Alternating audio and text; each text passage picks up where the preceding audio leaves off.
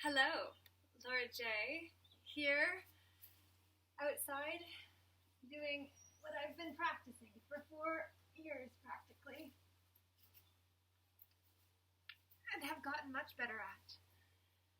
And what those handstands actually taught me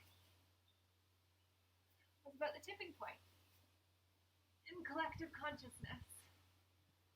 Because years ago, when I first got started, and I could only go up and back down, there was a day along the way when instead of going down, where I always had before, I felt myself catch before I went down as I always had, where it was like I had a moment of extra time upwards. Let me tell you a story about tipping points. So these monkeys lived on an island, and they used to be given sweet potatoes on the beach. And one day, one of the sweet potatoes rolled into the water, and so one of the monkeys ran after it and grabbed it and washed the water off, and then took a bite, and it didn't have grit in its teeth, and it tasted better.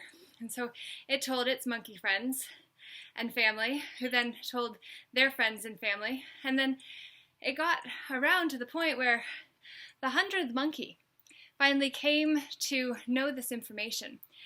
And suddenly all monkeys everywhere knew that it was better to wash the sweet potatoes before eating them.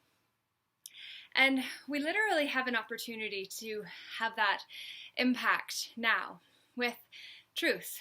But not just truth as to what's happening to us, as the victim would say, but instead the truth of what we have the power to do, which is to create society anew, to be the change we seek in this world, to move away from that victim mentality into what will serve us better. And that tipping point is essentially when you get to the place where more people are aware of what's possible than of what is happening. And when we can shift our attention onto this instead of that, this grows, and that fades into the past. And so that is what we have a chance to do now, together. We have a chance to focus on this instead of that, and to intend for what this becomes, based on what we're putting our energy into, for it to grow into. And it is so important for us to remember our power, to remember that where our attention goes, our energy flows, and that is what grows. And so we have to then choose to give our attention onto that which can serve not only us, but humanity as a whole. So as much as learning how to do handstands is fun, and it may be fun for you to watch as well, because certainly it's different, it's out of the norm, and so you don't necessarily see it all the time, which was part of my intrigue for learning how to do it in the first place. A girlfriend did it one time, and I was learning how to do chin-ups, which I never really got overly good at, and I never actually reached my goal of being able to do 10 in a row, in fairness. But in the process of challenging myself to do that, I learned how fun it was to stretch and grow myself, and to give myself a challenge that had to stretch me so that I could reach it. And while I was doing that challenge, this one came into the frame, and then I started giving my attention to both until doing both intermittently actually ruined one of my shoulders. The muscle underneath, I messed something up, and so then I couldn't do the chin-ups any longer, and I wasn't able to do the handstands as effectively either. However, it healed over time, and I moved away from the one that no longer felt as fun as the other. And then I kind of just stuck with it because it was fun. And what is fun for us is ultimately what we're willing to commit to. So this is where I say we need to find a way to make this, what we have a chance to create, more exciting. We have a chance to make this more exciting than that. And this that we give our attention to must be what we hope for, what we are willing to do with the power that we remember we have. and had the whole time, just didn't know about it, didn't claim our rights, and therefore were assumed we didn't have them, which is why this con video game has been playing out the way that it has. And so now that we are coming to understand, because we're gathering and we're saying, okay, we got to dream the new dream together, because they have already got it laid out well for what they would like to have happen in a depopulation agenda that is very sinister and evil, where the truth is veiled over with an energy veil, E-veil, E-energy hyphen veil. That is what we are living with right now, and have a chance to correct by simply redirecting our attention. And we can't change anybody else and what they want to focus on. But what we can do, I have learned, in the process of pushing a lot of people away from me while I was trying to get the truth to them, even though it was so ugly they didn't want to believe me and didn't. And maybe still don't. Many don't still. They just think, crazy Laura, off for a rocker and just on this bandwagon looking for attention, or whatever it is that they think and say, because there are a lot of people that are not overly kind towards me, as you may or may not anticipate or believe. It's all good. It's their karma, and it was mine when I was choosing to play in line with those expectations and judgments. And I've shifted my willingness to participate in somebody else's narrative about me, because now I understand my own power, and I know how to wield it. I know how to manage myself and my emotional states better. I have found a sense of peace within myself, which was what I was chasing in the 4 years while writing a book about the transformation of self-image through the hero's journey, to actually help peaceful inner warriors come home to themselves. And in the process of chasing it, I didn't have it because I was looking out there for that which was in here. And so in the last year, it's really been a deep dive as I watched what I went through behind the closed doors of a mental institution for 2.5 weeks while I got stuck because I didn't know my rights. And what I learned was that if you don't know your rights, you don't have any. And now we're seeing that on a whole nother scale, which is part of why I believe I went through what I did before everyone else, in order to come here and say, nope, sorry, just because we've been taught a certain way does not mean that is the truth. It's just what we thought was true.